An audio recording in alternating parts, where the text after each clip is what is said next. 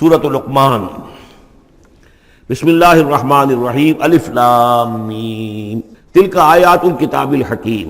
اس سورہ مبارکہ کی ابتدائی آیات جو ہیں وہ سورہ بقرہ کی ابتدائی آیات سے بہت مشابہ بھی ہیں، اور دوسرے یہ کہ اس میں ایک لطیف فرق ہے، وہ ابھی آپ کے سامنے آ جائے گا۔ تلک آیات الکتاب الحکیم ھدی ورحمۃ للمحسنین الذین یقیمون الصلاۃ ویؤتون الزکاۃ وہم بالآخرۃ ہم یوقنون اولئک علی ھدی من ربہم واولئک هم المفلحون۔ پانچویں آیت تو یہاں ہے وہی پانچویں آیت ٹھیک سورہ بقرہ کی ہے، اولئک علی ھدی من ربہم واولئک هم المفلحون۔ پہلی آیت الف لام میم یہاں ہے، پہلی آیت الف لام میم سورہ بقرہ کی بھی ہے۔ نوٹ کیجئے کہ وہاں آیا تھا ھدی للمتقین، یہ تقوی والوں کے لیے جن میں کوئی حق کی طلب ہے، جو چاہتے ہیں نیک راستے پر چلنا، جن میں طلب ہدایت ہے، ان کے لیے ہدایت ہے۔ یہاں ایک لفظ کا اضافہ کیا، اگلی منزل چونکہ بیان ہو رہی ہے، ھدی ورحمۃ للمحسنین، یہ جو بلند ترین منزل ہے، جو احسان کے مقام تک پہنچ جائیں، ان کے حق میں یہ صرف ہدایت ہے، ہدایت نہیں رحمت بھی ہے۔ تو یہاں تقابل اگر کریں گے، الف لام میم ذالک الکتاب لا ریب فیہ ھدی للمتقین، یہاں فرمایا تلک آیات الکتاب الحکیم، یہ ایک بڑی حکمت بھری کتاب کی آیات ہیں، اور یہ ہدایت ہے اور رحمت ہے محسنین کے حق میں۔ اور یہ محسنین جو ہے قرآن کی اصطلاح کے طور پر، جیسا کہ میں بیان کر چکا ہوں سورہ مائدہ میں، کہ یہ پہلا درجہ ہے اسلام، اس سے اوپر ایمان، اس سے اوپر احسان۔ اذا اتقوا وآمنوا وعملوا الصالحات ثم اتقوا وآمنوا ثم اتقوا واحسنوا واللہ یحب المحسنین، ان کے حق میں یہ قرآن رحمت ہے۔ الذین، اب ان کے یہ اوصاف ہیں جو نماز قائم رکھتے ہیں، ویؤتون الزکاۃ، وہاں ہے ومما رزقناہم ینفقون، یہاں باقاعدہ لفظ زکوٰۃ آ گیا، وہ زکوٰۃ دیتے رہتے ہیں، یا یہ کہ اپنے تزکیے کے لیے مسلسل کوشاں رہتے ہیں۔ وہم بالآخرۃ ہم یوقنون، اور آخرت پر ان کا پورا یقین ہے۔ اصل شے جو ہے جو انسان کے عمل اور کردار پر اثر انداز ہوتی ہے، وہ ایمان بالآخرہ ہے۔ اولئک علی ھدی من ربہم، یہ لوگ ہیں ہدایت پر اپنے رب کی جانب سے، واولئک ھم المفلحون، اور یہی ہے فلاح پانے والے۔ وَمِنَ النَّاسِ مَن يَشْتَرِي لَهْوَ الْحَدِيثِ لِيُضِلَّ عَن سَبِيلِ اللَّهِ بِغَيْرِ عِلْمٍ، لوگوں میں سے کچھ ایسے بھی ہیں کہ جو کھیل کی باتیں خریدتے ہیں، کھیل کود، اور تاکہ لوگوں کی توجہ ادھر ہو جائے۔ اور یہ باقاعدہ کیا ہے نضر بن حارث، جو رؤسائے قریش میں سے تھا، اور اس شخص کا معاملہ یہ تھا کہ یہ حضور کے شدید ترین مخالفین میں سے تھا۔ اس نے یہ کیا کہ یہ لوگ جو ہیں، چونکہ عربوں کے اندر ذوق تو تھا، ان کے ہاں اچھے شاعروں کی بڑی قدر تھی، خطبہ ادب جو ہے، فصاحت و بلاغت جو ہے، اس سے ان کو دلچسپی تھی، قرآن مجید کی فصاحت اور بلاغت انہیں اپنی طرف کھینچتی تھی۔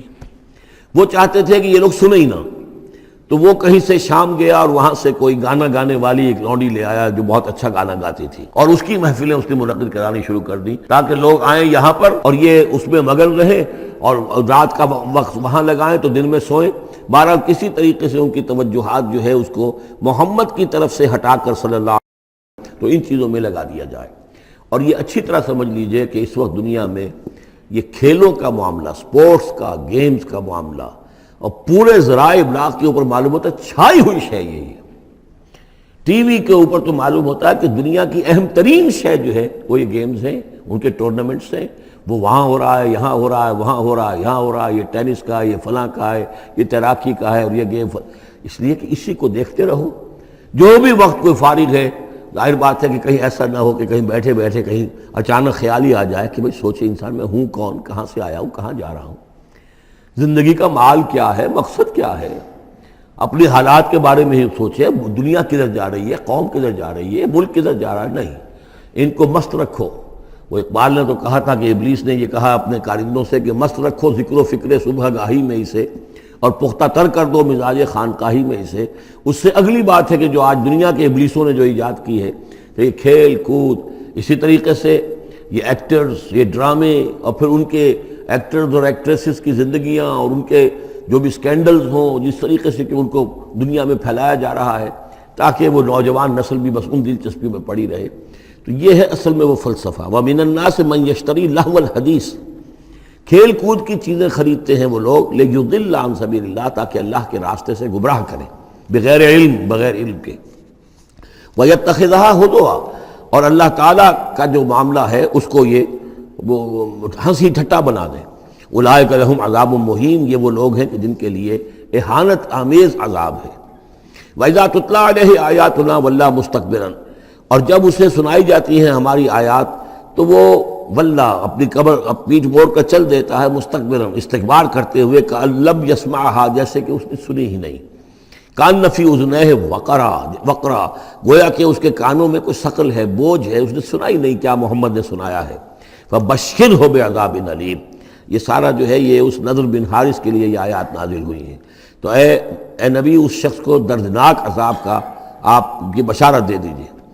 ان الذین آمنوا وعملوا الصالحات لہم جنات النعیم، یقیناً وہ لوگ جو ایمان لائے اور جنہوں نے نیک عمل کیے ان کے لیے نعمتوں بھرے باغات ہیں، خالدین فیہا، جس میں وہ ہمیشہ ہمیش رہیں گے۔ وعد اللہ حقا، یہ اللہ کا وعدہ ہے جو سچا ہے، پختہ ہے، اٹل ہے، حتمی ہے، یقینی ہے۔ وہو العزیز الحکیم، اور وہ زبردست ہے، حکمت والا۔ خلق السماوات بغیر عمد ترونہا، اس نے آسمان بنا دیے بغیر ستونوں کے جو تمہیں نظر آتے ہوں۔ وَأَلْقَىٰ فِي الْأَرْضِ رَوَاسِيَ أَن تَمِيدَ بِكُمْ، اور اس نے زمین میں ایسے لنگر ڈال دیے ہیں کہ تمہیں لے کر ایک طرف کو لڑک نہ جائے، جھک نہ جائے۔ وَبَثَّ فِيهَا مِن كُلِّ دَابَّةٍ، اور اس میں ہر طرح کے جانور جو ہیں پھیلا دیے ہیں۔ وَأَنزَلْنَا مِنَ السَّمَاءِ مَاءً، اور اس نے اتارا ہے آسمان سے پانی۔ فَأَنبَتْنَا فِيهَا مِن كُلِّ زَوْجٍ كَرِيمٍ، اور اس میں ہر طرح کے جو ہے جوڑے نباتات کے اس نے پیدا کر دیے ہیں، ہر طرح کے۔ آپ کو معلوم ہے کہ ان کی بھی فیملیز ہوتی ہیں، یہ سٹرس فیملی ہے اور یہ فلاں فیملی ہے، اس طریقے سے اللہ تعالیٰ نے ان کے بھی خاندان بنائے ہوئے۔ ھذا خلق اللہ فارونی ماذا خلق الذین من دونہ، یہ تو ہے اللہ کی تخلیق، تم بھی مانتے ہو کہ اللہ نے بنایا، پھر ذرا مجھے دکھاؤ کیا چیز بنائی ہے انہوں نے جو اس کے سوا معبود تم نے بنا لیے ہیں۔ بل الظالمون فی ضلال مبین، ظاہر ہے کہ ایسے ان کے عقیدے میں بھی یہ بات نہیں تھی۔ یہ دوسری بات ہے کہ وہ متوجہ نہیں ہوتے تھے، جو کچھ کر رہے ہیں اس کا کبھی تجزیہ نہیں کرتے تھے، لیکن یہ ہے کہ یہ ظالم جو ہے یہ کھلی گمراہی میں پڑے ہوئے ہیں۔ اب جو دوسرا رکوع آ رہا ہے سورہ مبارکہ کا، یہ ہمارے اس منتخب نصاب کا ایک اہم درس ہے، اور یہ منتخب نصاب کا پہلا حصہ ہے جو جامع اسباق، سورۃ العصر، پھر آیت البر، تیسرا سبق یہ ہے، اس لیے کہ اس میں بھی وہ انسان کی نجات کے لیے جو چیزیں لازم ہیں وہ سب کی سب ان کا ایک اسکیلیٹن سمجھیے، اس کا جو ہے ایک خاکہ جو ہے، بلو پرنٹ اس کے اندر بھی آ گیا ہے۔ اور یہ اصل میں ایک ایسے شخص کی مثال ہے جو نہ خود نبی تھے نہ کسی نبی کے پیروکار تھے، لیکن وہی جو بات میں نے بارہا آپ سے عرض کی ہے کہ سلیم الطبع انسان، سلیم الفطرت انسان، اور سلیم العقل انسان، فطرت کج نہ ہوئی ہو، پرورٹڈ نہ ہو، اور انسان کی عقل جو ہے اس کے اوپر پردے نہ پڑ گئے ہوں، تو انسان کچھ حقائق تک خود پہنچ جائے گا چاہے کسی نبی کی دعوت اس تک نہ پہنچی ہو۔ وہ مقام کیا ہے کہ وہ پہچان لے گا کہ اس کائنات کا ایک خالق ہے، وہ اکیلا ہے، وہی اس کا مدبر ہے، وہی چلا رہا ہے، وہ تمام صفات کمال سے بتمام کمال متصف ہے۔ پھر یہ کہ اس نے جو ہمیں پیدا کیا ہے تو زندگی صرف یہ زندگی نہیں ہے بلکہ کوئی اور زندگی بھی ہوگی، اس کے پاس لوٹنا بھی ہوگا، ہم اس کی طرف جائیں گے اور پھر ہمیں اپنے اعمال کا محاسبہ وہاں پر فیس کرنا ہوگا اور جزا و سزا ہوگی۔ یہاں تک انسان پہنچ سکتا ہے، یعنی ایمان ابھی نہ کہیے، ایمان تو تصدیق کو کہتے ہیں، ایمان کا لفظ تو ہوتا ہے جبکہ نبی کی دعوت کی تصدیق کی جائے تو لفظ ایمان ہے، لیکن یوں سمجھیے کہ معرفت یا حکمت، معرفت اور حکمت کے یہ دو سٹیشنز ایسے ہیں کہ جس تک انسان پہنچ جاتا ہے بغیر وحی کے رہنمائی کے، اگر اس کی فطرت سلیم ہے، اس کی عقل سلیم ہے۔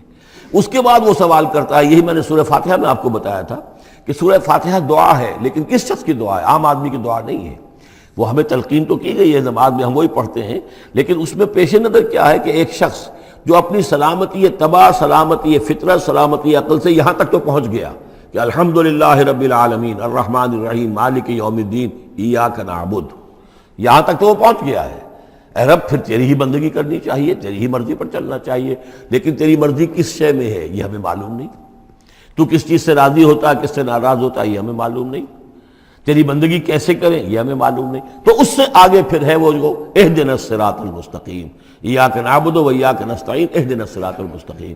تو ایسی ایک شخصیت تھی حضرت لقمان کی، جہاں تک روایات ہیں ان سے معلوم ہوتا ہے کہ یہ حبشی النسل تھے۔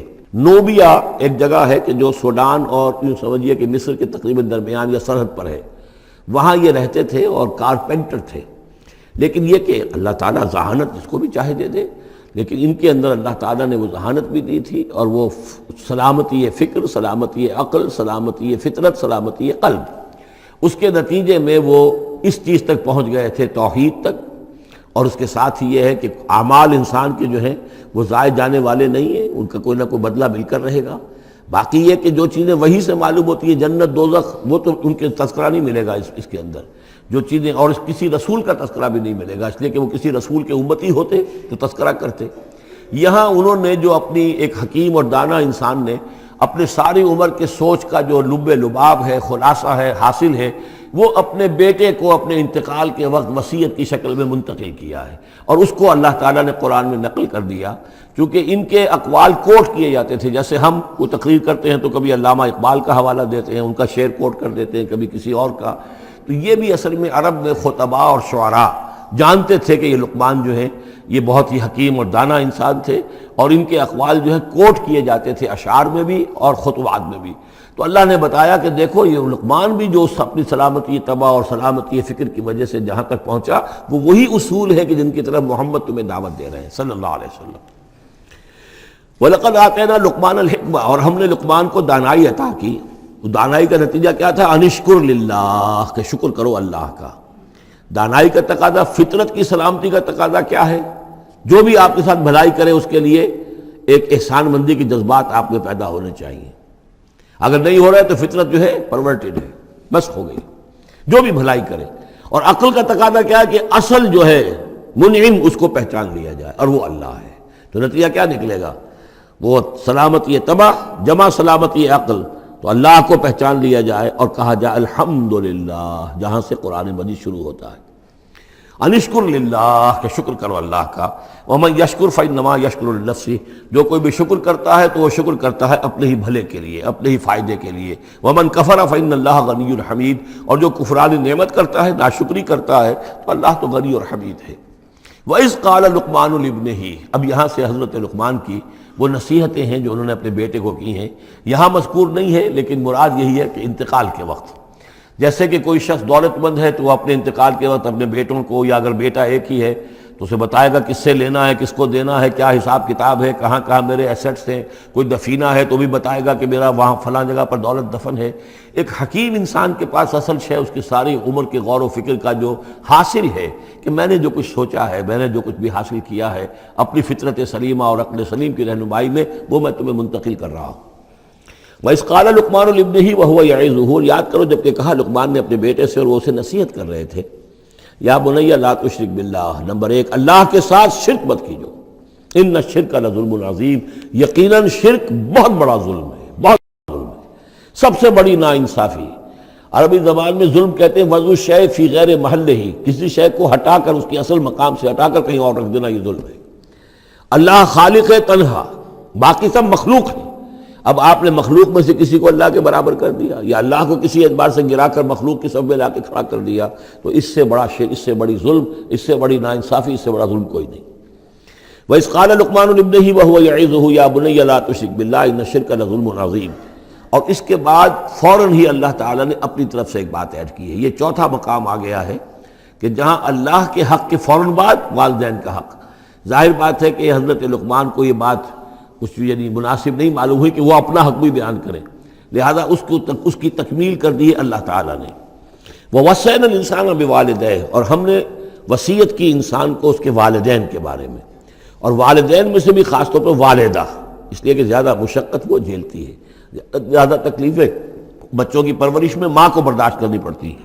وَوَصَّيْنَا الْإِنسَانَ بِوَالِدَيْهِ حَمَلَتْهُ أُمُّهُ وَهْنًا عَلَى وَهْنٍ، اسے اٹھائے رکھا، وہ جو حمل ہے اس کے اپنے جسم کے اندر اٹھائے رکھا اس نے اس کو، وَهْنًا عَلَى وَهْنٍ، کمزوری پر کمزوری جھیل کر، وَفِصَالُهُ فِي عَامَيْنِ، پھر اس کا دودھ چھڑانا ہوا 2 سال میں سے۔ پھر یہ کہ پہلے 9 مہینے تو جونک کی طرح اس کے جسم کے اندر خون چوستا رہا، اور اس کے بعد پھر جو ہے دودھ اس کا جو ہے پیا ہے، تو وہ بھی اس کی توانائیاں اور اس کی قوت ہی ہے کہ جو دودھ کی شکل میں اس کے لیے غذا بنی ہے۔ انشکر لی ولوالدیک، کہ شکر کرو میرا اور اپنے والدین کا، الی المصیر، اور میری طرف تم کو لوٹ کر آنا ہے۔ اب دیکھیے جیسے میں نے وہاں عرض کیا تھا کہ سورہ عنکبوت میں اور اس میں بڑی مناسبت ہے ان دو میں، وہ مضمون اب یہاں بھی آ رہا ہے کہ اگر یہ دو حق ٹکرا جائیں، ایک حق اللہ کا ہے شرک نہ کیا جائے، ایک حق والدین کے ساتھ حسن سلوک ہے، اب یہ ٹکرا گئے، والدین کہہ رہے ہیں شرک کرو، اب کیا کریں؟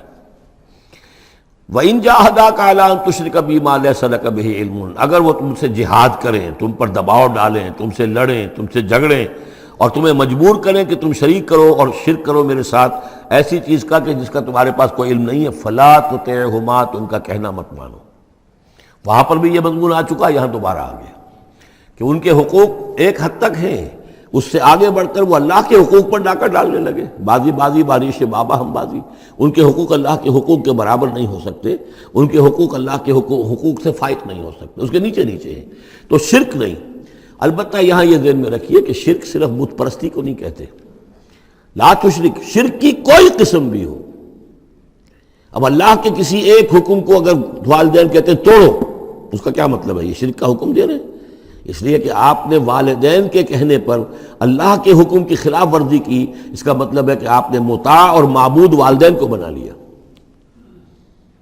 نفس کے کہنے پر آپ حرام کے اندر منہ مار رہے ہیں تو آپ کا جو حرام جو دولت ہے وہ آپ کا معبود ہے، اور آپ کا نفس آپ کا معبود ہے۔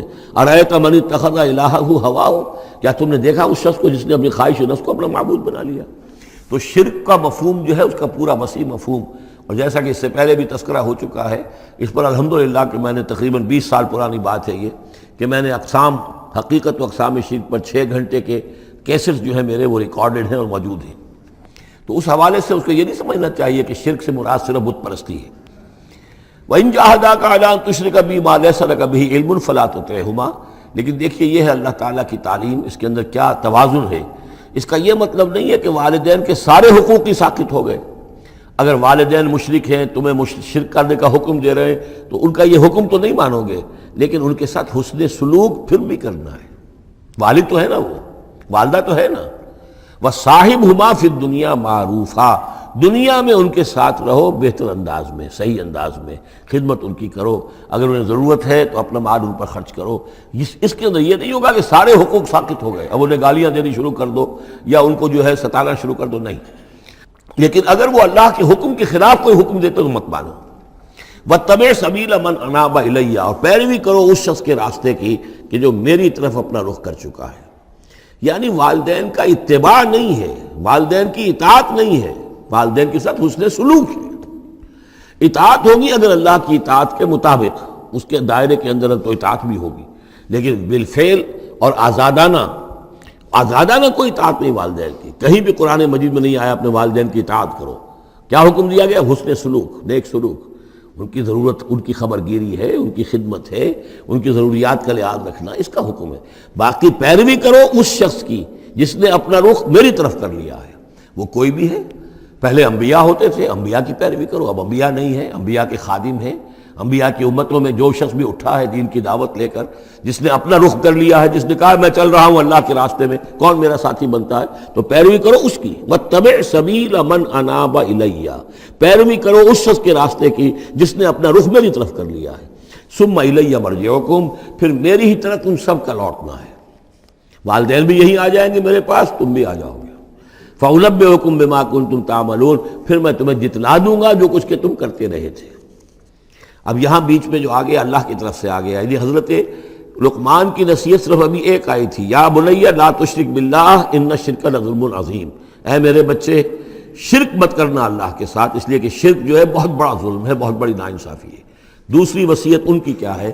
یا بنی انہا ان تک مثقال حبۃ من خردل فتکن فی صخرۃ او فی السماوات او فی الارض یأت بہ اللہ ان اللہ لطیف خبیر۔ اے میرے بچے عمل، خواہ وہ نیکی کا ہو خواہ بدی کا ہو، انہا، ہا کی ضمیر ہے عمل کی طرف، عمل خواہ ایک رائی کے دانے کے ہم وزن ہو۔ اب یہ سب سے چھوٹی چیز، رائی کا دانہ، فتیلہ، نقیرہ، یہ 3 چیزیں آتی ہیں قرآن مجید میں عام طور پر چھوٹی شے کے لیے، لا یظلمون فتیلہ، لا یظلمون نقیرہ، اور یہ کہ رائی کا دانہ، رائی کا دانہ بہت چھوٹا، تو چاہے وہ نیکی یا بدی ہو رائی کے دانے کے ہم وزن۔ اور پھر فتکن فی صخرۃ، وہ کسی پہاڑ کی، کسی چٹان کے پیٹ میں جا کر، کسی کھو کے اندر جا کر وہ عمل کیا گیا ہو، او فی السماوات، یا آسمانوں میں کیا گیا ہو۔ اب تو آسمانوں میں ہے نا، آپ خلا میں جا کر وہ عمل کر رہے ہیں تو پھر اب تو انسان جو ہے وہاں تک پہنچ گیا ہے۔ او فی الارض، یا زمین کے پیٹ میں گھس کر کیا گیا ہو، یأتی بہ اللہ، اللہ اسے لے آئے گا۔ یعنی انسانی اعمال، انسان اشرف المخلوقات ہے، اور انسانی اعمال ایسی گھٹیا چیز نہیں ہے کہ ایسے ضائع کر دے اللہ، چاہے وہ نیکی ہے چاہے بدی۔ فمن یعمل مثقال ذرۃ خیرا یرہ ومن یعمل مثقال ذرۃ شرا یرہ، لیکن عمل ضائع نہیں ہوگا، چاہے وہ رائی کے دانے کے برابر ہو، پھر چاہے وہ کسی چٹان میں گھس کر کیا گیا ہو، کسی پہاڑ کی کھو میں کیا گیا ہو، چاہے وہ خلا اور فضا کی پہنائیوں میں کیا گیا ہو، چاہے وہ زمین کے اندر سرنگ کھود کر کیا گیا ہو، یأتی بہ اللہ ان اللہ لطیف خبیر، یقیناً اللہ تعالیٰ باریک بین ہے، باخبر ہے۔ اب دو چیزیں آ گئیں، اللہ کے ساتھ شرک نہیں، اور اعمال کے بارے میں دیکھ لو، نیکی اور بدی کے نتائج نکل کر رہیں گے۔ اس سے آگے بعث بعد الموت کا یہاں تذکرہ نہیں ہے، اس سے بعد جنت اور دوزخ کا، اس لیے کہ یہ چیزیں معلوم ہوتی ہیں پھر نبی کے بتانے سے۔ اصولی طور پر جو چیز حکمت سے انسان جہاں تک پہنچ سکتا ہے وہ دو ہے، ایک خالق اور اس کے ساتھ شرک نہ ہو، اور نمبر دو اس اعمال انسانی ان کا ضرور بدلہ ملے گا۔ اب اس کے بعد تیسری بات، یا بنی اقم الصلاۃ، نماز قائم رکھ، یعنی جس اللہ کو تم نے پہچان لیا ہے، اب محض ایک مرتبہ پہچان لینا کافی نہیں ہوگا، اسے یاد رکھنا ضروری ہے، ورنہ شیطان تمہیں ورغلائے گا، تمہیں ادھر ادھر سے جو ہے تمہارا نفس تمہیں غلط راستے پر ڈال دے گا، جب تک کہ یہ ایمان باللہ مستحضر نہ رہے ذہن کے اندر۔ اور ایمان باللہ کو مستحضر رکھنے کے لیے ذکر ہے جو ہم پڑھ چکے ہیں، اتل ما اوحی الیک من الکتاب واقم الصلاۃ ان الصلاۃ تنہی عن الفحشاء والمنکر۔ لہذا اب نماز کون سی تھی وہ ہم نہیں جانتے، لیکن کوئی ذریعہ ایسا ہونا چاہیے کہ تم اللہ کو یاد کیا کرو۔ یا بنی اقم الصلاۃ، اور نمبر 4 وَأَمُرْ بِالْمَعْرُوفِ وَانْهَ عَنِ الْمُنْكَرِ، اور نیکی کا حکم دو اور بدی سے روکو۔ یہ بھی تمہاری ذمہ داریوں میں سے ہے، یہ بھی انسان کی، یوں سمجھیے کہ اس کی انسانیت، اس کی شرافت، اس کی مروت کا تقاضا ہے کہ وہ اپنے جو ابنائے نو ہیں، جو بھی انسان ہیں، ان کی بھلائی کے لیے کوشاں ہوں، اور سب سے بڑی بھلائی ان کی، سب سے بڑی خدمت یہی ہے کہ انہیں برائیوں سے روکا جائے اور بھلائیوں کی دعوت دی جائے۔ وَاصْبِرْ عَلَىٰ مَا أَصَابَكَ، اور یہ بھی جان لو کہ اگر یہ امر بالمعروف اور نہی عن المنکر کرو گے تو تکلیفیں آئیں گی، مصیبت آئیں گی۔ پسند تو کسی کو نہیں ہے کہ آپ اس پر تنقید کریں۔ اگر آپ کسی بچے کو بھی سڑک پر کھیل رہا ہو، گلی میں کھیل رہا ہو، اگر آپ اس سے کہہ دیں کہ بیٹے یہ کوئی کرکٹ کھیلنے کی جگہ نہیں ہے، کسی کی گاڑی کا شیشہ توڑو گے تم، تو آپ دیکھ لیجئے پھر کیا آپ کا وہ اس کو کیا جواب دے گا آپ کو۔ اسی لیے آپ بولتے ہی نہیں ہیں کہ اب لے کر وہاں سے نکل جائیں۔ تو کسی کو بھی نصیحت پسند نہیں ہے، حق کڑوا ہے، لہذا اب اگر حق کہنا ہے اور نصیحت کرنی ہے تو پھر تیار رہو کہ وہ ممکن ہے تمہیں پلٹ کر گالی دے دے، وہ کہے کہ تم پہلے ذرا اپنے دامن کو دیکھو تمہارے کتنے دھبے ہیں۔ اب جو بھی ہو برداشت کرو، اور اگر کوئی بڑی بات ہے، اگر فرعون کے سامنے جا کر حق کہو گے تو وہ تو کہے گا کہ میں تمہیں جیل میں ڈالوں گا۔ تو اس طریقے سے یہ وَاصْبِرْ عَلَىٰ مَا أَصَابَكَ، پھر جو شے بھی تم پر آئے اس پر صبر کرو، إِنَّ ذَلِكَ مِنْ عَزْمِ الْأُمُورِ، یقیناً یہ چیزیں ہیں جو بڑی ہمت کے کاموں میں سے۔ گویا کہ وہ چاروں چیزیں اس میں آ گئیں، وَالْعَصْرِ إِنَّ الْإِنسَانَ لَفِي خُسْرٍ إِلَّا الَّذِينَ آمَنُوا وَعَمِلُوا الصَّالِحَاتِ وَتَوَاصَوْا بِالْحَقِّ وَتَوَاصَوْا بِالصَّبْرِ۔ یہاں اصطلاحات ذرا علیحدہ ہو گئی، تواصی کے بجائے امر بالمعروف نہی عن المنکر آ گیا، صبر جو کا تو ہے، باقی ایمان اور وہ تمام چیزیں، اعمال صالحہ میں سے نماز آ گئی، والدین کے ساتھ حسن سلوک آ گیا۔ آخری دو آیتیں ہیں وَلَا تُصَعِّرْ خَدَّكَ لِلنَّاسِ، اور دیکھو اپنے گالوں کو پھلا کر مت رکھو لوگوں کے سامنے، یعنی تکبر اور غرور، اس انداز میں رہنا۔ وَلَا تَمْشِ فِي الْأَرْضِ مَرَحًا، اور تم زمین میں اکڑ کر نہ چلو۔ ان اللہ لا يحب كل مختال فخور، یقیناً اللہ تعالیٰ کو جو اکڑنے والے ہیں، اور یہ مختال بنا ہے خیل سے، خیل کہتے ہیں گھوڑے کو، گھوڑے کی چال میں ایک تمکنت ہوتی ہے، تو جب انسان بھی بڑی تمکنت کے ساتھ چلتا ہے تو وہ گویا کہ اختیال بن گیا۔ لا يحب كل مختال فخور، شیخی خورے، فخر کرنے والے، اکڑنے والے اللہ کو پسند نہیں ہے۔ یہ مضمون سورہ بنی اسرائیل میں بھی آ چکا ہے۔ وَلَا تَمْشِ فِي الْأَرْضِ مَرَحًا إِنَّكَ لَن تَخْرِقَ الْأَرْضَ وَلَن تَبْلُغَ الْجِبَالَ طُولًا، تم کتنا ہی پاؤں مار کر چلو ہماری زمین کو پھاڑ نہیں سکتے، اور کتنی گردن اکڑا لو، اونچے ہو جاؤ، سینہ تان لو اور اوپر ترا بھی چڑھا لو، لیکن یہ کہ تم پہاڑوں کی اونچائی تک نہیں پہنچ سکتے۔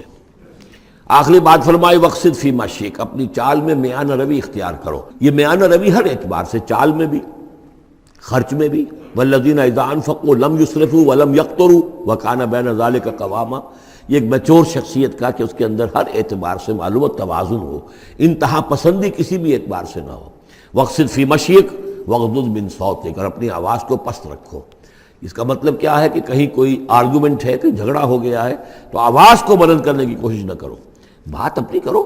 عام طور پر یہ ہوتا ہے کہ جب آدمی دیکھتا ہے کہ میری دلیل تو کمزور پڑ گئی تو پھر وہ اپنی آواز کی والیوم بڑھا کر کوشش کرتا ہے کہ کمپنسیٹ کرے کہ دلیل عقلی اعتبار سے تو کمزور ہے لیکن میری آواز جو ہے وہ اس کے اندر وزن پیدا کر دے۔ ولا وغضض من صوتک، اور دیکھو ان انکر الاصوات لصوت الحمیر، آواز جو گدھے کی ہوتی ہے وہ ڈھیچو ڈھیچو جب کرتا ہے تو بلند تو وہ بہت ہوتی ہے لیکن کس قدر ناپسندیدہ آواز ہے، کتنی ناپسندیدہ آواز ہے۔ تو آواز کی بلندی کوئی حسن نہیں ہے، اصل تو یہ شے ہے کہ آپ جو بات کہیں وہ وزنی ہو، وہ دلیل کے ساتھ ہو، اور وہ آپ اپنی بات کو منوا سکیں اس کے حوالے سے۔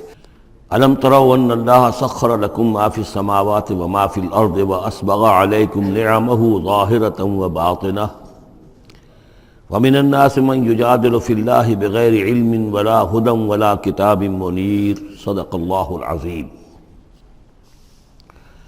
کیا تم نے دیکھا نہیں کہ اللہ تعالیٰ نے تمہارے لیے مسخر کر دیا ہے جو کچھ کے آسمانوں میں ہے اور جو کچھ کے زمین میں ہے، یعنی یہ کہ آسمان کے اندر سورج ہے، چاند ہے، یہ سب تمہاری ضرورتیں بہم پہنچانے میں لگے ہوئے ہیں۔ سورج کی تمازت ہے جس سے تمہاری فصلیں پکتی ہیں، اسی سے ہواؤں کا نظام چل رہا ہے، بارشوں کا برسنا، تو یہ سارا معلوم ہوتا ہے کہ تمہارے لیے یہ سب بستر بچھایا ہے اللہ نے اور ساری تمہاری ضرورتیں پوری کی ہیں۔ وَأَسْبَغَ عَلَيْكُمْ نِعَمَهُ، اور اس نے تم پر اپنی ساری نعمتیں مکمل کر دی ہیں، پوری کر دی ہیں۔ ظاہرۃ و باطنۃ، یہ نعمتیں ظاہری بھی ہیں باطنی بھی ہیں، جو باہر سے نظر آتی ہیں دکھتی ہیں جن کو ہم استعمال کرتے ہیں، بہت سی نعمتیں وہ جن کا ہمیں احساس ہی نہیں ہے، ہمارے وجود کے اندر کیا کچھ اللہ تعالیٰ نے ودیعت کیا ہوا ہے اس کا ہمیں پوری طرح احساس بھی نہیں۔ وَمِنَ النَّاسِ مَن يُجَادِلُ فِي اللَّهِ بِغَيْرِ عِلْمٍ، یہ آیت آ چکی ہے سورہ حج میں۔ لوگوں میں سے کچھ ایسے بھی ہیں جو جھگڑتے ہیں اللہ کے معاملے میں یا اللہ کے بارے میں یا اللہ کی احکام کے بارے میں، اللہ کی آیات کے بارے میں، بغیر اس کے کہ بغیر علم کہ ان کے پاس کوئی علم ہو، ولا ہدن، نہ کوئی رہنمائی اور ہدایت ہے، ولا کتاب منیر، نہ کوئی روشن کتاب ہے۔ وَإِذَا قِيلَ لَهُمُ اتَّبِعُوا مَا أَنزَلَ اللَّهُ قَالُوا بَلْ نَتَّبِعُ مَا وَجَدْنَا عَلَيْهِ آبَاءَنَا، اور جب ان سے کہا جاتا ہے کہ پیروی کرو اس کی جو اللہ نے نازل فرمایا ہے، قرآن اتارا ہے، اس کی پیروی کرو۔ قالوا، وہ کہتے ہیں، بل نتبع ما وجدنا علیہ آباءنا، بلکہ ہم تو پیروی کریں گے اس کی کہ جس کو پر ہم نے پایا ہے اپنے آباء و اجداد کو۔ اور آج کل خاص طور پر یہ لوک ورثہ اور ہماری پرانی روایات، قومی روایات، اور ہماری جو ہیں ہر علاقے کا ایک کلچر ہے، اس کلچر کو زندہ کیا جائے، کروڑ ہر روپیہ ان چیزوں میں صرف کیا جاتا ہے۔ اولو کان الشیطان یدعوہم الی عذاب السعیر، خواہ شیطان ان کو پکار رہا اور بلا رہا ہو، یہ جو باتیں بنا رہے ہیں در حقیقت یہ شیطان کی دعوت اور اس کی تبلیغ ہے در حقیقت، جس کو انہوں نے قبول کیا ہے۔ وہ یدعوہم الی عذاب السعیر، اور وہ انہیں بلا رہا ہے اس جہنم کے عذاب کی طرف۔ وَمَن يُسْلِمْ وَجْهَهُ إِلَى اللَّهِ وَهُوَ مُحْسِنٌ، اور جس شخص نے اپنا چہرہ اللہ کے سامنے جھکا دیا، تابع فرمان کر دیا اپنے چہرے کو الی اللہ، اللہ کی جانب، وَهُوَ مُحْسِنٌ، اور وہ احسان کی روش اختیار کرے، فَقَدِ اسْتَمْسَكَ بِالْعُرْوَةِ الْوُثْقَىٰ، تو اس نے تو مضبوط تھام لیا ہے مضبوط کنڈے کو، اس کا ہاتھ پڑ گیا ہے۔ یہ سورہ بقرہ میں بھی یہ الفاظ آئے تھے آیت الکرسی کے فوراً بعد۔ فَمَن يَكْفُرْ بِالطَّاغُوتِ وَيُؤْمِن بِاللَّهِ فَقَدِ اسْتَمْسَكَ بِالْعُرْوَةِ الْوُثْقَىٰ وَإِلَى اللَّهِ عَاقِبَةُ الْأُمُورِ، اور تمام معاملات کا انجام آخر کار اللہ ہی کے ہاتھ میں ہے، اللہ ہی تک اس کو لوٹا دیا جائے گا۔ وَمَن كَفَرَ فَلَا يَحْزُنكَ كُفْرُهُ، اور اے نبی جو کفر کر رہا ہے تو آپ اس کے کفر اور کفر کے لیے جو وہ بھاگ دوڑ کر رہا ہے اس سے آپ پریشان نہ ہو، دلگیر نہ ہو۔ الینا مرجعہم، میری طرف ان سب کو لوٹنا ہے، فننبئہم بما عملوا، ہم انہیں اچھی طرح بتا دیں گے، جتلا دیں گے جو کچھ کہ انہوں نے کیا تھا۔ ان اللہ علیم بذات الصدور، یقیناً اللہ تعالیٰ تو جو کچھ سینوں میں چھپا ہوا ہے اس سے بھی واقف ہے۔ نمتعہم قلیلا، ہم انہیں ذرا تھوڑی دیر کے لیے ساز و سامان دے رہے ہیں، دنیا کے اندر یہ مزے لے لیں، مزے لوٹ لیں۔ ثم نضطرہم الی عذاب غلیظ، پھر ہم انہیں کشاں کشاں لے آئیں گے، کھینچ کر پکڑ کر لے آئیں گے اس عذاب کی طرف جو بہت گاڑا ہے۔ وَلَئِن سَأَلْتَهُم مَّن خَلَقَ السَّمَاوَاتِ وَالْأَرْضَ لَيَقُولُنَّ اللَّهُ، اور جب اگر آپ ان سے پوچھیں کس نے پیدا کیا آسمان اور زمین تو وہ کہیں گے اللہ نے۔ قُلِ الْحَمْدُ لِلَّهِ، کہیے الحمدللہ، ساری حمد بھی پھر اسی کی ہے۔ بل اکثرہم لا یعلمون، لیکن یہ کہ ان کی اکثریت علم نہیں رکھتی۔ للہ ما فی السماوات والارض، آسمان اور زمین میں جو کچھ ہے وہ اللہ کے لیے ہے، اللہ ہی کا ہے، اللہ کی ملکیت ہے، یہ لام تملیک ہے، اللہ کی ملکیت ہے ہر وہ شے جو بھی کچھ ہے آسمانوں میں اور زمین میں۔ ان اللہ هو الغنی الحمید، یقیناً وہ غنی ہے، اسے کوئی احتیاج نہیں، اور حمید ہے، بڑی خوبیوں والا ہے، اپنی ذات میں ستودہ صفات ہے۔ وَلَوْ أَنَّ مَا فِي الْأَرْضِ مِنْ شَجَرَةٍ أَقْلَامٌ، اور اگر جتنے بھی زمین میں درخت ہیں وہ قلم بن جائیں، والبحر، اور سمندر جو ہے وہ سیاہی بن جائے، جیسے میں یہ مضمون سورہ کہف میں بھی آ چکا ہے۔ قُلْ لَوْ كَانَ الْبَحْرُ مِدَادًا لِكَلِمَاتِ رَبِّي وَلَنَفِدَ الْبَحْرُ قَبْلَ أَن تَنفَدَ كَلِمَاتُ رَبِّي وَلَوْ جِئْنَا بِمِثْلِهِ مَدَدًا، اگر پورا سمندر جو ہے میرے رب کے کلمات کو لکھنے کے لیے سیاہی بن جائے تو وہ سیاہی سمندر ختم ہو جائے گا، لیکن یہ کہ میرے رب کے کلمات ختم نہیں ہوں گے چاہے اتنا ہی سمندر اور لے آیا جائے۔ وہی مضمون یہاں بھی آ رہا، اور یہ بات نوٹ کی ہے، میں نے کئی مرتبہ آپ کو بتائی ہے کہ اہم مضامین قرآن مجید میں کم سے کم دو جگہ ضرور ملتے ہیں۔ وَلَوْ، اب وہاں پر صرف سیاہی کا تذکرہ تھا، یہاں سیاہی کے ساتھ قلم۔ وَلَوْ أَنَّ مَا فِي الْأَرْضِ مِنْ شَجَرَةٍ أَقْلَامٌ، اگر جتنے بھی درخت زمین میں ہیں وہ سب کے سب قلم بن جائیں۔ والبحر، اور سیاہی جو ہے یہاں پہ اب محظوظ سمجھیے مدادن، اور بحر جو ہے سمندر جو ہے وہ سیاہی کی شکل اختیار کر لے۔ یمدہ من بعدہ سبعۃ ابحر، اور اس سیاہی کو پھر مزید پھیلائے اور بڑھائے 7 سمندر اور اس کے اندر جو ہے ڈال دیے جائیں، ما نفدت کلمات اللہ، اللہ تعالیٰ کی کلمات ختم نہیں ہوں گے۔ اور یہ میں عرض کر چکا ہوں، اس سے مراد کیا ہے کہ ہر شے جو اس کائنات میں ہے اللہ تعالیٰ کے کلمہ کن کا ظہور ہے، تو گویا کہ یہ تمام مخلوقات جو ہے کلمات اللہ ہے۔ اس اعتبار سے ظاہر بات ہے کہ احصاء کرنا ممکن ہی نہیں، اور آج کچھ نہ کچھ ہمیں اندازہ ہے کہ یہ کائنات کتنی وسیع و عریض ہے۔ ابھی تک بڑی سے بڑی ٹیلیسکوپس ایجاد کرنے کے باوجود trillions and trillions and trillions of light years تک تو ہم نے دیکھ لیا ہے، لیکن کائنات کا سرا ابھی ہمیں نظر نہیں آیا کہ شروع کہاں ہوتی ہے ختم کہاں ہوتی ہے۔ تو اس سے اندازہ کریں اللہ تعالیٰ کی خلاقی کا اور اس کی مخلوقات کتنی ہیں۔ تو وہ جتنے بھی کلمات کن ہیں، اگر ان کو لکھنے کے لیے تمام جو ہے زمین کے درخت وہ قلم بن جائیں، اور تمام سمندر جو ہیں وہ سیاہی بن جائے، اور 7 سمندر اور بھی اس میں ایڈ کر دیے جائیں، تب بھی یہ کہ اللہ کے کلمات ختم نہیں ہوں گے۔ ان اللہ عزیز الحکیم، یقیناً اللہ تعالیٰ زبردست ہے، حکمت والا۔ اب ادھر تو اس میں تو اللہ تعالیٰ کی تخلیق کی وسعت اور عظمت کا تذکرہ ہو گیا، اب اس کا جو اس کے انتظام کا معاملہ، اس کی تدبیر جو ہے اس میں کس قدر یسر ہے، کتنی آسانی ہے، کتنی سہولت ہے اس کے لیے۔ یعنی اس کائنات کو جیسے کہ سورہ بقرہ میں آیت الکرسی میں بھی آیا تھا، وَلَا يَئُودُهُ حِفْظُهُمَا، یہ آسمانوں اور زمین کی حفاظت اس پر کوئی بھاری نہیں ہے، مشکل نہیں ہے، اس کو جو ہے اس کے تھامنے میں، اس کے چلانے میں کوئی اس کے لیے یہ کام بوجھل نہیں ہے، وزنی نہیں ہے۔ وَلَا يَئُودُهُ حِفْظُهُمَا وَهُوَ الْعَلِيُّ الْعَظِيمُ، تو اسی کو یہاں فرمایا مَا خَلْقُكُمْ وَلَا بَعْثُكُمْ إِلَّا كَنَفْسٍ وَاحِدَةٍ، تم سب کو پیدا کرنا اور تم سب کو دوبارہ پیدا کر لینا اللہ تعالیٰ کے لیے ایسے ہی جیسے ایک نفس کا پیدا کر دینا، اللہ کے لیے یہ اتنا یسیر ہے۔ ان اللہ سمیع بصیر، یقیناً اللہ تعالیٰ سمیع ہے اور بصیر ہے۔ تو گویا کہ ایک ہے اللہ کی تخلیق کی وسعت و عظمت، وہ تو کلمات الہی، اور ایک ہے اللہ تعالیٰ پر یہ کتنا ہلکا ہے، اہون علیہ، یہ اس کے لیے بہت آسان ہے، یسر اور سہولت اللہ تعالیٰ اس کے انتظام کو اور اس کو جو لے کر چل رہا ہے اس پر بھاری نہیں۔ الم تری ان اللہ یولج اللیل فی النہار، کیا تم دیکھتے نہیں کہ اللہ تعالیٰ رات کو پرو لاتا ہے دن میں، ویولج النہار فی اللیل، اور دن کو پرو لاتا ہے رات میں۔ اب یہ ایک تو اس کا مفہوم یہ ہو سکتا ہے کہ جیسے ایک ڈوری ہے، اور اس ڈوری کے اندر اگر آپ نے دانے ڈالے ہوئے تسبیح میں، ایک سیاہ ہے ایک سفید، ایک سیاہ ایک سفید، تو سیاہ کے بعد سفید، سفید کے بعد سیاہ، یہ تو آتا چلا جائے گا۔ ایک یہ ہے کہ کبھی دن بڑھتا ہے اور رات گھٹتی ہے، گویا کہ دن جو ہے رات میں داخل ہو رہا ہے، کبھی رات بڑھنے لگتی ہے دن گھٹنے لگتا ہے، گویا کہ دن جو ہے وہ رات کو انکروچ کر رہا ہے، رات کے حصے کو گویا کہ اس نے قبضے میں کر لے لیا ہے۔ تو اس طریقے سے اللہ تعالیٰ پرو دیتا ہے رات کو دن میں، دن کو رات میں۔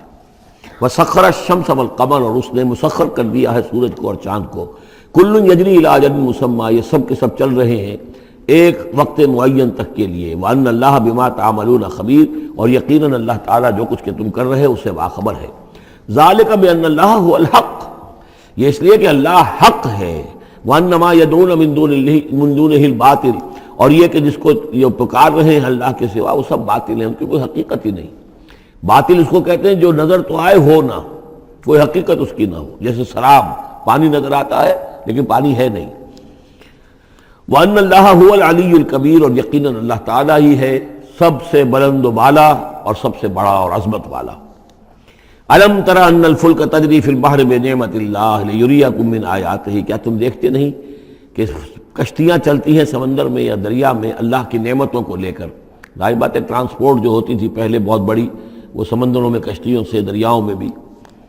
لِيُرِيَكُم مِّنْ آيَاتِهِ، تاکہ وہ تمہیں دکھائے اپنی آیات میں سے۔ ان فی ذلک لآیات لکل صبار شکور، یقیناً اس میں آیات ہیں، لیکن کس کے لیے؟ ان سب لوگوں کے لیے جو صبر کرنے والے ہیں، شکر کرنے والے ہیں۔ صبار یہ بھی مبالغے کا صیغہ ہے، فعال کے وزن پر، بہت صبر کرنے والا۔ شکور فعول کے وزن پر ہے، بہت زیادہ شکر کرنے والا۔ وَإِذَا غَشِيَهُم مَّوْجٌ كَالظُّلَلِ، اور جب یہ کبھی سمندر میں ہوتے ہیں اور ان کے اوپر ایک موج چڑھتی ہے اور ڈھانپ لیتی ہے انہیں جیسے کہ بادل ہوں، ایسی موج آ رہی ہے کہ گویا کہ وہ تمہارے اوپر سے گزر جائے گی۔ دعوا اللہ مخلصین لہ الدین، تو وہ پکارنے لگتے ہیں اللہ کو اسی کے لیے اپنی اطاعت کو خالص کرتے ہوئے۔ فلما نجاہم من البر، اور جب اللہ انہیں نجات دے کر لے آتا ہے خشکی پر، فمنہم مقتصد، تو ان میں سے کچھ وہ لوگ ہیں کہ جو بیچ کی چال پر چلتے ہیں، یعنی یہ کہ اکثر و بیشتر جو ہیں وہ پھر شرک کی راہ اختیار کر لیتے ہیں۔ وما یجحد بآیاتنا الا کل ختار کفور، اور ہماری آیات کا انکار نہیں کرتے مگر وہی جو قول کے جھوٹے ہیں اور ناشکر ہیں۔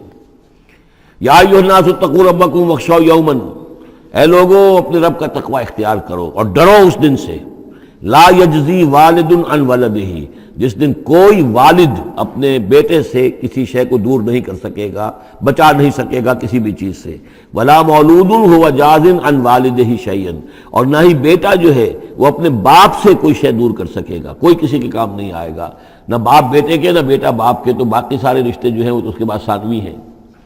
ان وعد اللہ حق، یہاں وہ آیت بھی یاد آ گئی ہوگی آپ کو، یا بنی اسرائیل اذکروا نعمتی التی انعمت علیکم انی فضلتکم علی العالمین واتقوا یوما لا تجزی نفس عن نفس شیئا ولا یقبل منها شفاعۃ ولا یؤخذ منها عدل ولا هم ينصرون۔ یا ایھا الناس اتقوا ربکم واخشوا یوما لا یجزی والد عن ولدہ ولا مولود هو جاز عن والدہ شیئا ان وعد اللہ حق، اللہ کا وعدہ سچا ہے، شدنی ہے، اٹل ہے، ہو کر رہے گا، قیامت آ کر رہے گی، جزا و سزا ہو کر رہے گی۔ فلا تغرنکم الحیات الدنیا، تو دیکھو تمہیں نہ دھوکے میں ڈال دے یہ دنیا کی زندگی، تم اسی کے اوپر ریجھ جاؤ، اسی میں مگن ہو جاؤ، اسی میں گم ہو جاؤ، تو گویا کہ یہ تمہارے لیے پھر دھوکے کی ٹٹی بن گئی کہ اصل زندگی سے تمہیں جو ہے ذہناً جو ہے اس نے غافل کر دیا۔ ولا یغرنکم باللہ الغرور، اور دیکھنا وہ دھوکے باز تمہیں اللہ تعالیٰ کی شان غفاری کے حوالے سے دھوکہ نہ دے۔ یہ شیطان آ کر یہ بھی کہتا ہے کہ اللہ تو بڑا غفار ہے، تم نے کیا کیا، کچھ چھوٹے سے گناہ تھوڑے سے کیے، اللہ کی مغفرت تو بہت وسیع ہے، خامخواہ کاہے کو گھبراتے ہو، کاہے کو توبہ کرتے ہو۔ تو یہ جو ہے اللہ کی رحیمی، اللہ کی شان غفاری کا حوالے سے دھوکے میں دینا انسان کو۔ ولا یغرنکم باللہ الغرور ان اللہ عندہ علم الساعہ، اللہ ہی ہے کہ جس کے پاس ہے قیامت کا علم کہ قیامت کب آئے گی۔ ساعہ اور قیامہ، اس کے فرق کو ذہن میں رکھیے۔ گھڑی وہ معین گھڑی جبکہ زلزلہ ہوگا اور یہ اجرام سماویہ جو ہیں وہ ایک دوسرے سے ٹکرائیں گے اور پہاڑ جو ہے روئی کی گالوں، یہ ساعہ ہے جس میں کہ ہلاکت ہوگی دنیا کی آخری۔ اور پھر باس بادل موت کے بعد جو دن آنا ہے وہ قیامہ ہے۔ قیام کہتے ہیں کھڑے ہونے کو، اس دن کھڑے ہوں گے لوگ اور حاضر ہوں گے اپنے رب کے حضور میں۔ تو عام طور پر ہم قیامت کا لفظ جب بولتے ہیں تو ساعت کی جگہ پر بولتے ہیں۔ قرآن کی جو پرٹیکولر اپنی ٹرمینالوجی ہے اس میں یہ ساعہ ہے، وہ گھڑی کہ جس میں ہلچل ہوگی اور یہ جو بھی کچھ ہونا ہے جس کا کہ نقشہ کھینچا گیا، القاریہ والقاریہ وما ادراک ما القاریہ، یہ ہے الساعہ۔ لیکن پھر جب باس بعد الموت کے بعد جب کھڑے ہونا ہے قبروں سے نکل کر اللہ کے حضور میں، تو یہ ہوگا قیامہ، کھڑے ہونے کا دن۔ ان اللہ عندہ علم الساعہ، وہ ساعت کب آئے گی اس کا علم صرف اللہ کے پاس ہے۔ وَيُنَزِّلُ الْغَيْثَ، وہی بارش برساتا ہے۔ وَيَعْلَمُ مَا فِي الْأَرْحَامِ، وہ جانتا ہے جو کچھ کے رحموں میں ہے، ماں کے پیٹ میں کیا ہے وہ جانتا ہے۔ وَمَا تَدْرِي نَفْسٌ، اور کوئی جان نہیں جانتی ماذا تکسب غدا، کہ کل وہ کیا کمائی کرے گی۔ وَمَا تَدْرِي نَفْسٌ، اور کوئی جان نہیں جانتی بِأَيِّ أَرْضٍ تَمُوتُ، کہ کس زمین میں اس کی موت واقع ہوگی۔ ایک شخص ہے اپنے ملک سے صرف چند دن کے لیے کہیں باہر گیا، وہیں انتقال ہو گیا، اسے کبھی گمان بھی نہیں ہو سکتا تھا۔ سال ہر سال سے کہیں مقیم ہے، وہاں موت نہیں آئی، اور کہیں گیا ہے اور وہاں موت آ گئی۔ تو کوئی نہیں جانتا کس زمین میں اس کی موت واقع ہوگی. ان اللہ علیم الخبیر، یقیناً اللہ تعالیٰ علیم اور خبیر ہے. یہ جو 5 چیزیں یہاں گنوائی گئی ہیں، اس میں آج کل بڑا اشکال ہے، اور لوگ کہتے ہیں کہ یہ آپ پتہ چل جاتا ہے کہ ماں کے رحم میں جو ہے، ماں کے پیٹ میں بیٹا ہے یا بیٹی ہے. اس کے 2 اعتبار سے اس کو سمجھ لیجئے. اس آیت میں 5 چیزوں کا ذکر ہے. پہلی چیز میں حصر کا اسلوب ہے کہ یہ چیز صرف اللہ کو معلوم ہے، اگرچہ یہاں یہ نہیں لکھا ہوا ہے کہ اللہ کے سوا کوئی نہیں جانتا، پھر بھی چونکہ حصر کا اسلوب ہے. ان اللہ عندہ علم الساعہ، یقیناً اللہ ہی ہے جس کے پاس ہے قیامت کا علم، ساعت کا علم. اس میں بھی گویا کہ نفی ہو گئی کہ کوئی اور نہیں جانتا. 2 آخری چیزوں میں بھی نفی ہے، وما تدری نفس ماذا تکسب غدا، کوئی نہیں جانتا کہ کل وہ کیا کمائے گا. اس میں بھی کیٹیگوریکل نفی ہے اس کی. وما تدری نفس بأی ارض تموت، یہ بھی پھر کیٹیگوریکل نفی ہے کہ نہیں کوئی جانتا، کوئی جان نہیں جانتی کہ کہاں اس کی موت واقع ہوگی. لیکن 2 چیزیں جو ہے کیٹیگوریکل ڈینائل نہیں ہے. وَيُنَزِّلُ الْغَيْثَ، اللہ بارش برساتا ہے.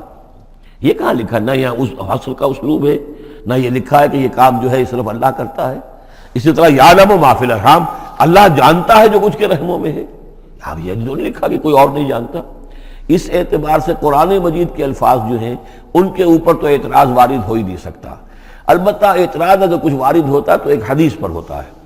حدیث میں یہ آیا ہے کہ حضرت جبرائیل نے جب پوچھا تھا کہ مجھے قیامت کے بارے میں بتائیے، تو اس میں سے ایک روایت میں یہ الفاظ آئے ہیں کہ فی 5 لا یعلمہن الا اللہ. یہ قیامت کا علم جو ہے یہ تو ان 5 چیزوں میں سے ہے جنہیں اللہ کے سوا کوئی نہیں جانتا، اور وہاں حضور نے یہ ساری چیزیں گنوائی ہیں.